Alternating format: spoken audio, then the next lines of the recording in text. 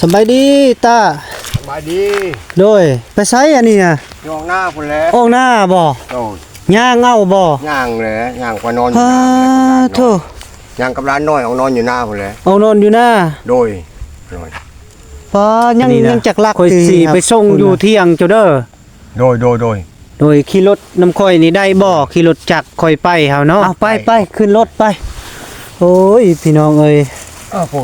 นไปลูกไปขี่รถได้อยู่บ่ลูกไปคือสิได้อยู่ดอกพี่น้องเอ้ยรถเบาแก้วก็ได้แม่นรถใหญ่รถเตดอกก็รถซื้อโคมมาให้เจ้าล่ะลืมค่อยก็ไปเวียกแน่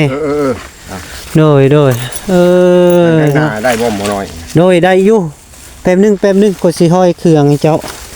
เลยเอาเครื่องนี้ไว้โอ้ยพ่อแม่พี่น้องเอ้ยเบาแก้วมาส่งพอเท่าขับลานฮอดเที่ยงแล้วเด้อพี่น้องเนาะมาฮอดเที่ยงทับเลยเอ้ยเนาะเบาแก้วกาเจออยู่กลางทางซ้ำพี่น้องเนาะเพิ่นย่างคันเบาแก้วบ่มาส่งก็ย่านดึกพุ่นแหละอยู่มาฮอดโดยยันมืดพุ่นแหละเอ้ามักสลีขอบใจเพิ่นลูกขอบใจโดยขอบใจคือกันโอ้ยเนาะ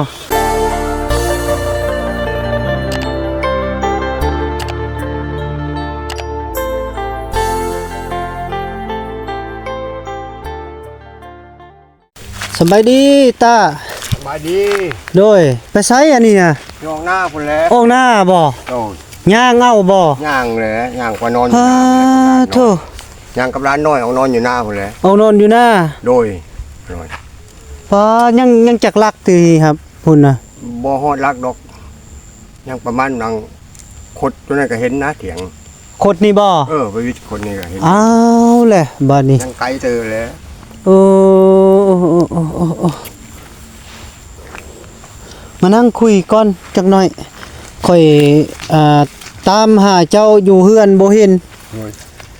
หากออกมาวันใดนี่ไดหากออกมาบ่โดยนั่งลงลูกไม่ถามน้ำไม่ง่ายอยู่เฮือนบ่เห็นบ่ฝุ่นไปอยู่เฮือนโอ้ยเนาะกระบาบกระบอพี่น้องเอ้ยโอ้ยลูกเอ้ยเนาะโดยสบายดีป่าลุงแน่ลูกสบายดีป่าลุงสบายดีโดยสบายดีลูกสบายดีตะกระบาบกระบอยเลยจะเอายังในไปกินน่ะเอาน้ำปลาอันกำน้ำมันดูเบาอันเบาตุ้นให้ตะวันนี่โอ้เนาะทั้งเกลือทั้งยังเอาไปบวช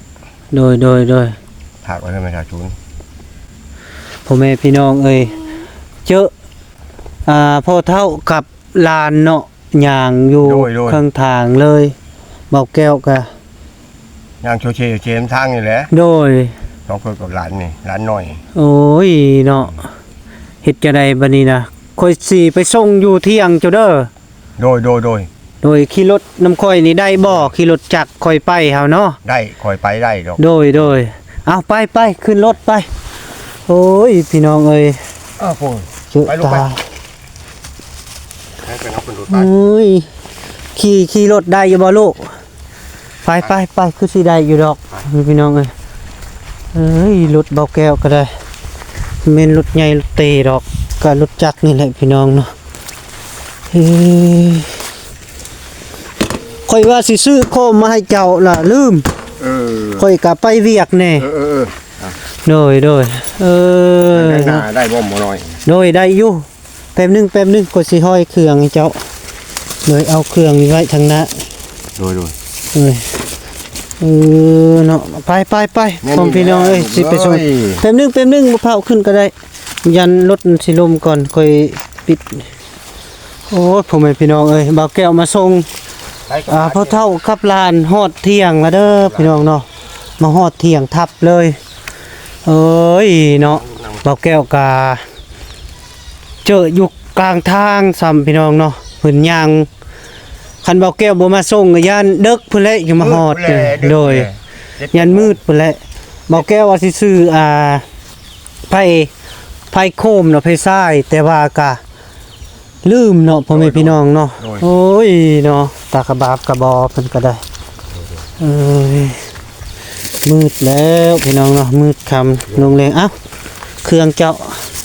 เลยกินบ่มักสลีเอ้ามักสลี ขอบใจเพิ่นลูกขอบใจ โดยขอบใจคือกันโอ้ยเนาะ โดย เฮ้ยมาฮอดเที่ยงคุณทับมีไผบ่อยู่เที่ยง มีไผน้อยๆเด้ไผ ไผน้อย ไผตัดแข็งแดดนะ ๆโอ้เอ้าเที่ยงเจ้าคืออันน่ะพวกกินเปื่อยเบิดแล้วได้ฮะ แม่นเด้ โอ้ยเนาะมื้ออื่นก็สิมาตาการแต่เว้นเด้อก็สิมาถ่าย เจ้า โดยเพราะว่ามื้อนี้ก็มันค่ำแน่ โดย โดยก็พอเท่าเฮาก็ยังมาแจ้งข่าวดีเจ้าเนาะมื้อนี้ก็ โดย ทางแม่ใหญ่ใจบุญแล้วก็น้องสาวทางทางพังไทยโอนเงินมาให้เจ้า1,000 บาท โดย พอดีรวม1,500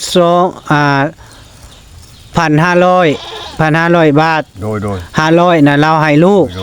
โดยเติมน้ำมันลูกตื้อมื้อนี้1,000ละให้เจ้า โดย เราให้ซื้อ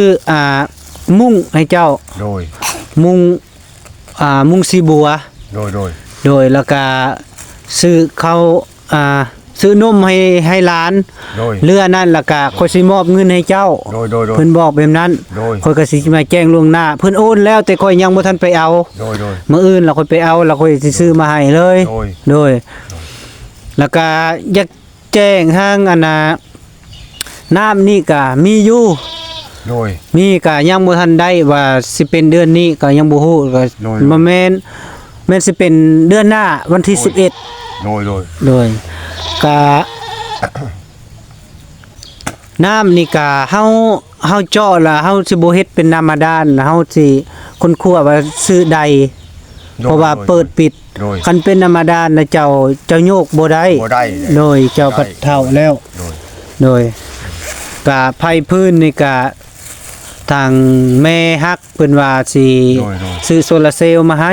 โดยพอแม่น โดยซื้อโซลาร์เซลล์คัน ลูกมันสบาย โดยคันว่าโซลาร์เซลล์นี่กะยังบ่ได้แล้วก็ โดย ทางเบานิวว่าสิต่อไฟให้เจ้าบ่ โดย คันมีไฟฟ้าแรงดี โดย แล้วก็มีแต่น้ำหัน ครับ แต่เจ้าแต่เฮาสิเจาะให้โดยแล้วก็มีอีกแล้วว่าคันต่อไปคันเป็นอนาคาเป็นไปได้ก็ยังสิคุณครูว่าสิโอนเงินมาเติม โดย เราเอานะ โดย โดยทางน้องสาวทางฝั่งไทยแล้วก็แม่ โดย แม่ใจบุญน่ะทางฝั่งไทยแหละแม่ของน้องสาวหั่นล่ะ โดย น้องไม่ฮักเพิ่นก็ทักหาแต่เช้าเพิ่นแหละ โดยเพิ่นว่าเห็นคลิปนี้ก็สนใจว่าสนใจแล้วก็เลยเราก็โอนเงินมาให้ โดย ในซื้อนมซื้อหยังเครื่องนุ่งนี่อีหล่าบักล่านี่มีอยู่บ่ ตอนนี้ เท่านี้บ่ โดย เอาแล้วมีแต่ ตอนนี้ย้อนเลย เอ้ยเนาะนุ่งแต่นับแต่วานนี่แล้ว โดย มื้ออื่นเช้าละมื้อบ่ ก็บ่ได้เมื่อกันว่าเจ้าสิออกมาพี่แหละมื้อนี้ต้นเพชรมาออกมา ก็ประมาณต้นเพลนนี่แหละ โดย เบิ่งเด้ออย่าใครเจ้าอยู่เฮือน ท่าก็สิอยู่ท่านี้ โดยคันสั้นแล้วเจ้าอยู่ท่านี่ก็ได้เด้อ โดย เพราะว่ามื้ออื่นนี่ค่อยสิมาโอ้ยมืดแล้วเนาะวันนี้เนาะ โดย ค่อยไต่ไผเจ้าสิท่าอยู่นี่บ่มื้ออื่นน่ะ โดย โดยคันว่าท่าอยู่นี่ก็ท่าค่อยสิมาก็ประมาณบ่ายพุ่นแหละ โดย บ่าย1บ่าย2ประมาณนั้นแหละค่อยก็บางเทื่อก็สิมานี่ก่อนแล้วสิไปมอบเครื่องต้องพุ่นอีก โดย โดยมันมีหลายบอนไปอยู่ค่อยก็ได้เนาะกินข้าวกินน้ำแล้วบ่ กินได้แต่บ้าน กินที่บ้าน ถือข้าวเมื่อมื้อ โดยกิน กับชิ้นแห้งนั่นแหละ สินแห้ง ชิ้นแห้งเบาตุนคือมาให้เมื่อวานนี่เด้ โอ้ โดย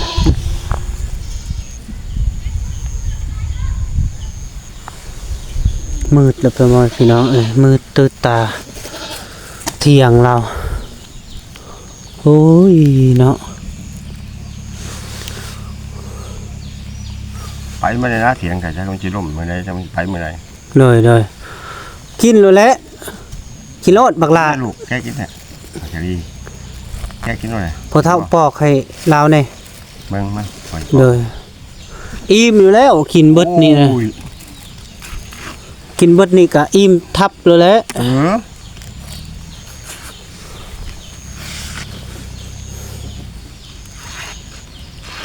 ข่อยลืมเอาขาตั้งน่ะมา โดย มืออื่นก็เสียมาน้ำมืออื่น โดย โอ้ยพ่อแม่พี่น้องเอ้ยขอโทษขออภัยเด้อมันก็มืดแน่ โดย ตอนนี้ก็เวลาก็โอ้7:00 นปลายพ่อแม่พี่น้องเนาะ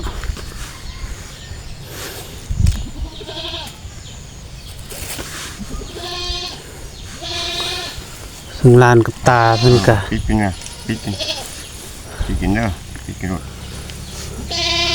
หักครึ่งก็ได้พอตุ เบิ่งนักเลย เลยหักครึ่งแล้วก็ยัดใส่อันน่ะเจ้าก็กินน้ำแล้วแหละ โดย กินรสเลยบ่เป็นหยังข่อยซื้อมาให้แล้วก็กินรสข่อยคิดสิบ่ได้พอได้เจ้าน่ะ โดย เพราะว่าข่อยเข้าไปเบิ่งอยู่เฮือนน่ะบ่เห็น โดย บ่เห็นแล้วก็ถามเขาว่าแล้วย่างเจ้าน่ะย่างออกกับร้านแล้วข่อยก็เลยตามมาแล้วมาเจออยู่กลางทางเนาะโอ้ยเนาะกระบาบกระบอยเลย แม่เฒ่าในเฮือนใกล้ก็บ่เห็นเพิ่นบ่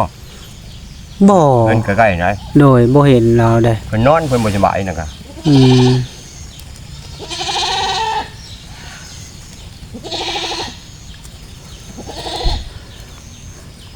โคมนะเอา2 อันบ่หรืออันหนึงพอตุพอเท่า อ๋อท้องงั้นเขา 2 อันเนาะ โดย คันได้ซื้อโคมพร้อมเนาะ โดย แล้วก็ซื้อมุ้งซื้อขนม โดย โดยแล้วก็เรือจะคันแล้วค่อยก็สิมอบให้เจ้าเองเนาะ โดย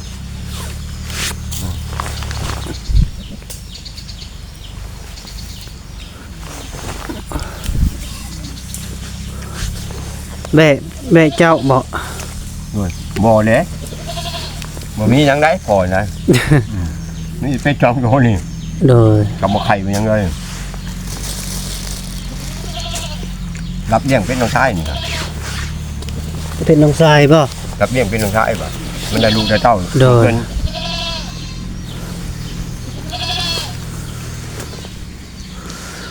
ได้รถในแป้งบ่ได้บ่หรือเป็นได มันบ่มีเงินแปลงมันน่ะอยู่เลย โอ้ งั้นได้ลูกก็ไปหาเงินไปตัดหน่อยจักสิได้จักบ่ได้เด้อ โดย อยู่ไปนี่แหละ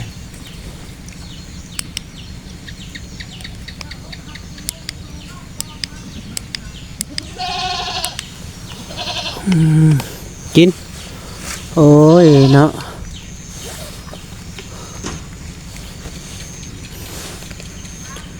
เพิ่นให้ซื้อมุ้งแล้วเจ้ามากังอยู่นี่มีบ่มุ้งจ้ะ มีก็มุงขาดแล้ว มุ้งขาด โอ้ย อันเด้ มีมุงขาดแล้วมุงสองอันก็ขาดหมดแล้ว โดยเฮาสิซื้อปืนหนึง โดย สีบัวแล้วก็คันว่าได้น้ำแล้วได้หยังแล้วก็ให้เจ้าเข้าไปนอนเฮือน โดย บ่ให้นอนอยู่พี่ไรเป็ด โอ้ย ไก่เจ้าก็เอาเมื่อ โดย คันลูกเจ้ากับลูกไผ่เจ้าอยากนอนอยู่นี่ก็นอน เขามาแล้วเขานอนพี่ดอก หน่อย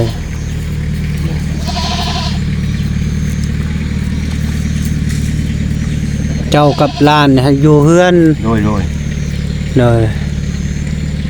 อืม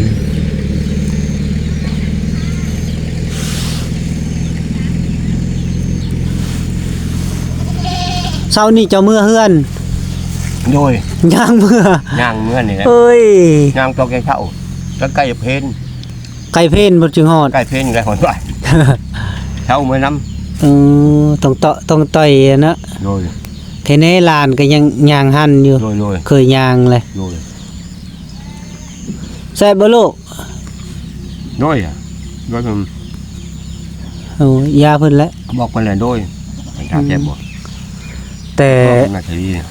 แต่เป็นตาแพงแล้วเราบ่ดื้อนี่แหละ ด้วย บ่ดื้อ ด้วย โอ้ยมือโทมือตาแล้วพ่อแม่พี่น้องเอ้ยก็ให้พอเท่ากับหลานกินมักสลีก่อนพ่อแม่พี่น้องกะเบาแก้วก็สิได้กลับปะแล้ว ด้วย มื้ออื่นจังพอกันไหม ด้วย เนาะยังสิมาหา ด้วย หายังเนาะเอาแวะบ่โอ้ย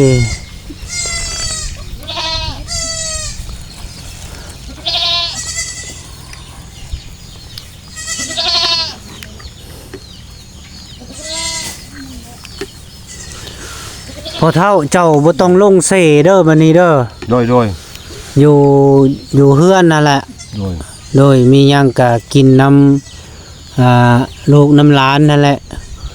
เจ้าไปบัดนี้ค่อยเป็นห่วงเธอเจ้าเป็นลมเป็นวินไผสิไปเห็น ด้วยแม่นแหละ ลูกหลานก็ยังน้อยอยู่ แม่นแหละไปกับคุณน้อยนะไปยับบ้าล็อกม ไปก็ไปนำกันย่างดีๆน้องนุ่มแห่งไก่อยู่ได้เสเนาะ ไก่แล้วผู้วางแต่ไก่พี่ได้ โอ้ เว้ยตัวนี้วางให้ไก่ได้ตัวนี้ ว่าไงบ่ วางให้ตัวนี้เจ้าเคยมาขนปลาอยู่บ่วางหันน่ะข้าวน่ะ เคยอยู่เคยมาอยู่สมมุติว่าเจ้าไปผู้เนาะ ย่างลงพุ่นเลย อืม ย่างแต่ได้เว้นใบพี่ลงไปฮอดพุ่นกลับมาพี่คำคำตึบ สุดแล้วกลับมาเงิน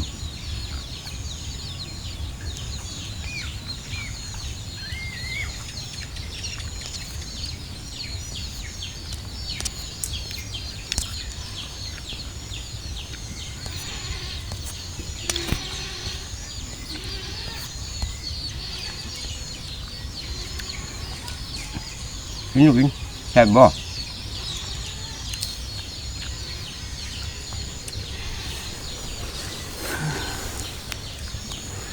กิน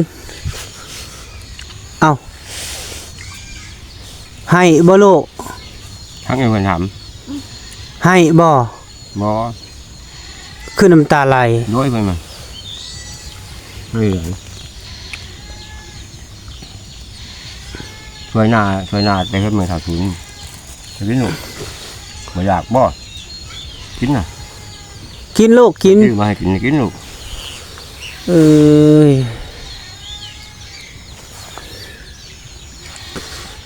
แม่เพิ่นก็ฮอดแล้วเจ้าให้คอยเว้าวานนี่นะวานนี้เนาะมันเท่านี่บ่วานนี่วานนี้ แม่นวานนี่ วานนี้แล้วเจ้าเข้าไปตัวแรงเลย โดย คือใต้เจ้าให้เว้าใช่นี่นะฮอดแล้วมื้อเท่านี้ว่าเท่านี้เห็นโทรมาใช่อาเพิ่น โอ้ อยากเห็นลูกอ่ะเอาลูกมดผู้นี้ให้เบิ่ง โอ้เจ้าเว้าเราเห็นคลิปค่อยบ่ แม่นเห็นจิบเจ้าจังแล้ว โดย เพิ่น โอ้ โทรมาแต่เก่าโทรมาใกล้เลยโทรมาใช่อาเพิ่นโทรศัพท์อาเพิ่นอยู่เถียงหลุมเด้ โอ้ คนนั้นเอิ้นมาข่อยบ่ลงลงไปเอาหมดลงไปหาบน้ำมานี่ว่ะนี่เด้อว่ะแม่มึงอยากเบ้าน้ำนี่ว่ะ โอ้ ใส่กล้องมันเอาเข้ากล้องให้เบิ่งบ้าโตมันน้อยทั้งหมดแลไปดำสิบ่โดดำแล้วมันมีผู้เลี้ยงผู้รูปและลูกเอ้ยว่ะ โดยไปตากแดดน้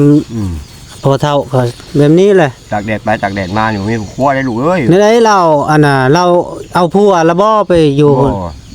ถามว่าสิมาบ่สิมาแล้วปิดมะเขือแล้วก่อนว่ะยังปิดมะเขือบ่แล้วเดี๋ยวนี้ โอ้ อยู่สวนมะเขือจักอยู่ใช่หรอกอยู่สวนมะเขือ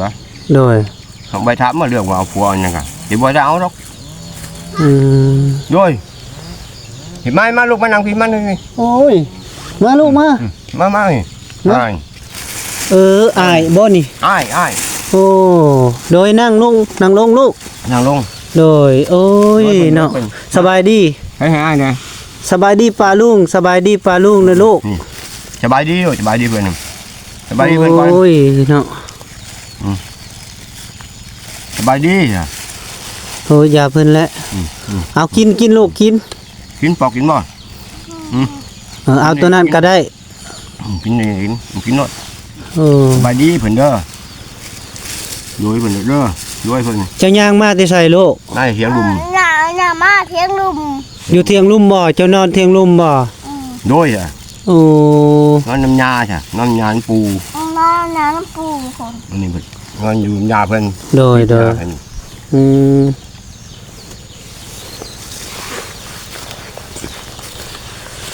ตะกะบาไปเลยได้อืม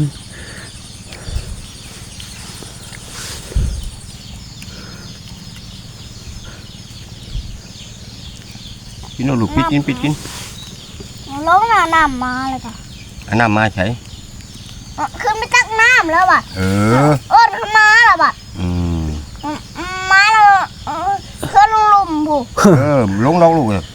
พอจะลงไปชงดอกนั่งน้ำเพิ่นก่อน แพงแล้วบัดแพงเฮา นั่งน้ำเพิ่นก่อน ไผแพงไผแพงเจ้า อาน้ำบอกเพิ่นไว้อาน้ แพงไอ้แม่กะ อีแม่แพงเจ้าบ่ แม่ยากับแพง โดยโอ้ยแพงและคันบักลาบ่ดื้อเพิ่นก็แพง แบบแพงเอาเนาะให้หมดมือ เอาโล เอาพาแกนนี้ห่างยันปาดคอว่าใช่ เออเป็น เมาจริงแหละ โอ้ยนะ โดยเพิ่นเด้อลูกเด้อตอนเพิ่นโดย แนมมาพี่แนมหน้ามาพี่เด้อบักลา เขียน ลูก ลูกเอ้ยเขียนให้เพิ่นเขียนใจ แนมมาพี่เงยหน้ามาพี่ เงยหน้า แนมกล้อง เงินนายใช่พอนี่ นี่1 2 3 แนมกล้องเพิ่นนี่แนมกล้องเพิ่นโดดแนมกล้องเพิ่นน่ะ โดย เงยหน้าเพิ่นเอาพวกเท่ากันแนมมาพี่เด้อ1 2 3 โดย โอเคโอ้เนาะเจ้ากินข้าวแล้วบ่ลูก กินแล้ว กินแล้วได้หยังกิน กินช้างชูอยู่หลุมกินช้าง กินปลา ได้ปลา ได้ปลาบ่ เพิ่นได้ บั ปลาก ลาลงไปเอาบ่ฮะ ไปเอาปลาไปเอาปลา อันโน โอ้ ปลาพอจำแขนผิด พอโถโอ้ย แข่ง ยังอยู่บ่ กินหมดเลยบ่ ยังไม่จำแขนผิดจำแขนผิด โอ้ยซ้ำแข็งคือว่าแทกใส่ขา เออ นี่ได้แข่งก็เว้าเป็นตาแพงอีนี่เนาะผู้น้องจุลู ยังเถือกอ่ะ ฮะ จำพวกไม้หูปลา ซ้ำกงไม้ ปลายังซ้ำกกไม้ ปลาคอ ปลาคอบ่ ปลาดุกปลาดุกใช่ไหมดุก โอ้ปลาดุกก็ใหญ่บ่ เออ ตอนแรกมาขายเจ้าขายเอาเงินบ่ มันจับตัวดัก โดยเพิ่นถามขายเงินบ่โดยเลย โดยเพิ่นรู้ แซ่บบ่ลูกแซ่บบ่ แซ่บโดย โอ้ยเนาะพี่น้องเอ้ยอายของน้องอีหยังก็ซื้อ น้องผู้นี้บ่ แม่น เนตผู้นี้ น้องเนบ เนตผู้นี้นั่นน้องนิด นิดเนต เนต โอ้ นิดเนต น้องเนตเนตนี่เป็น เป็นอ้าย อ้ายเนาะนิดน้อง เป็นน้อง โดยผู้ปากบุติ้ง โดย บดอย่างเดียว โดย เฮ้ย บ่เลย โอ้ยเนาะตะกะบากกะบอยลีเลย กินในปากบ่ยังแหละ โดยเท่านั้นละเด้อข่อยสิเมื่อปะเด้อกลับปะแล้วเด้อเด้อบักลาเด้ออยู่นำ โดย อยู่อย่าดื้อเด้อลูกเด้อ โดยแท้โดย อย่าดื้อเด้อเพราะว่าเฮาเป็นลูกกำพร้าอย่าดื้อ โดย เพิ่นเด้ออยู่นำเพิ่นให้เพิ่นฮักเพิ่นแพงเด้อลูกเด้อ โดย โดยบักลาก็คือกันเด้อเบิดซองหั่นล่ะ โดย โดยอยู่เคารพนับถือผู้ใหญ่เด้อ เขาก็มอกขอบใจน้ำพ่อใหญ่ใจบุญเพิ่น โดย ใจบุญเพิ่นเอาให้ฮอดให้ถึง โดย บุญหมั่นขวัญยืนมีอายุเข้มแข็งอยู่ดีมีแห้งเด้อลูกเด้อ โดยสั่นเด้อกลับเด้อ โดย เอาขออยู่ดีมีแฮงสุขภาพแข็งแรงเด้อพ่อแม่ทางผู้ใหญ่ใจดีแล้วก็ทางน้องสาวทางฝั่งไทยผู้พาเงินก็ขออยู่ดีมีแฮงกับ โดย แม่ใจบุญเนาะ ก็ขออยู่ดีมีแรงสุขภาพเข้มแข็งก็เบิ่ง โดย เบิ่งพอเท่าเบิ่งหลานนี่แหละพ่อแม่พี่น้องก็ได้ไผเห็นก็ขอความช่วยเหลือจักเล็กจักน้อยเนาะพ่อแม่พี่น้องก็เบาแก้วมื้อนี้ก็มืดค่ำรุ่งแรงแล้วพี่น้องเนาะก็เลยตามหาเราแล้วก็เห็นอยู่ครึ่งทางแล้วก็เบาแก้วก็เลยมาส่งฮอดเที่ยงหน้าลาวเนาะพี่น้องเนาะเพิ่นย่างคันเบาแก้วบ่มาส่งกับปานนี้ก็ยังบ่ทันฮอดเนาะพ่อแม่พี่น้องเนาะขออยู่ดีมีแรงสุขภาพแข็งแรงเด้อเบาแก้วก็สิขอโตวเดินทางแล้วมืดค่ำรุ่งแรงแล้วพี่น้องเนาะแล้วก็มืดหูมืดตาแล้วทั้งนั้นก็ได้ขอขอบใจหลายๆ